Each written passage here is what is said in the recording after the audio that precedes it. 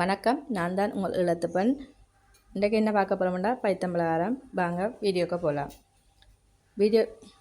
வறுத்த பைத்தம்மா ஒரு சுண்டு எடுத்து வச்சுருக்கிறேன். தேங்காய்ப்பு ஒரு கப் எடுத்து வறுத்து வச்சுருக்கிறேன். அதே கப்பால் சர்க்கரை ஒரு கப் எடுத்து வச்சுக்கேன். கப்பு கச்சான் வறுத்து வச்சுருக்கிறேன்.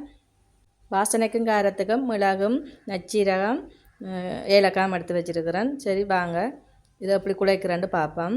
நான் முதல்ல குழைச்சி போட்டு திரும்ப மிக்சி கப்பில் போட்டு அரைச்சி எடுக்க போகிறேன்.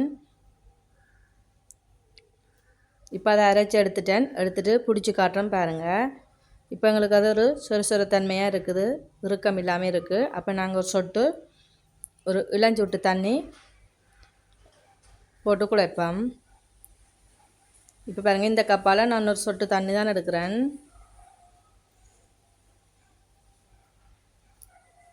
கொஞ்சமாக ஊற்றி வடிவாக குழைச்சிட்டு இந்த இப்போ குழைச்சி காட்டப்புறம் பாருங்கள், பிடிச்சி காட்டுறேன். கையில் கொஞ்சம் எண்ணெய் தன்மை வர்ற மாதிரி இறுக்கமாக பிடிக்கணும். அப்போ தான் உடையாதுங்களுக்கு. திரும்ப திரும்ப கொஞ்சம் நேரம் பிடிச்சோம்னா தான் உடையாமல் நல்லா சாஃப்டாக வரும் பாருங்கள். பாருங்கள், இப்போ நான் பிடிச்சிட்டு காட்டுறேன் அப்படி இருக்கண்டு நல்ல வடிவான உருண்டையாக வருது பாருங்கள். இப்படியே நாங்கள் பிடிச்சி எல்லாத்தையும் ஒன்றா போடுவோம். போட்டாச்சு பாருங்கள். அதுக்கு பிறகு நாங்கள் இதுக்கான தோயல் மா கரைப்போம். அதில் நான் அரை கப் கோதுமை மா, அரை கப் அரிசி மாவும் சேர்த்து எடுத்துருக்கிறேன். இதில்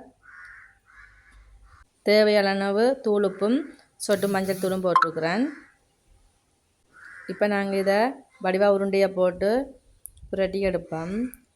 கொஞ்சம் கொஞ்சமாக போட்டு எடுத்தோம்னா தான் வெடிக்காது, இடைவெளி இருந்தால் தான் நல்லா முறமுரண்டு இருக்கும். பாருங்க, நான் இப்போ போட்டு காட்டுறேன் உங்களுக்கு அப்படின்ட்டு.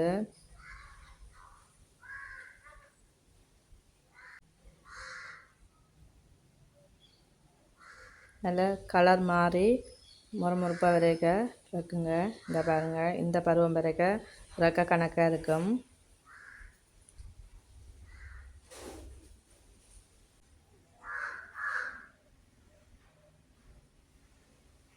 இப்படியே எல்லாத்தையும் ஒன்றா எடுத்து போடுவோம். போட்டுட்டு புல்லாக போட்டுட்டு காட்டுறேன் பாருங்கள். இப்போ நான் எல்லாம் தைக்க முடிச்சிட்டேன். இந்த வீடியோ உங்களுக்கு பிடிச்சிருந்தா மறக்காமல் லைக் பண்ணுங்கள், கமெண்ட் பண்ணுங்கள், ஷேர் பண்ணுங்கள், சப்ஸ்கிரைப் பண்ணுங்கள். நன்றி.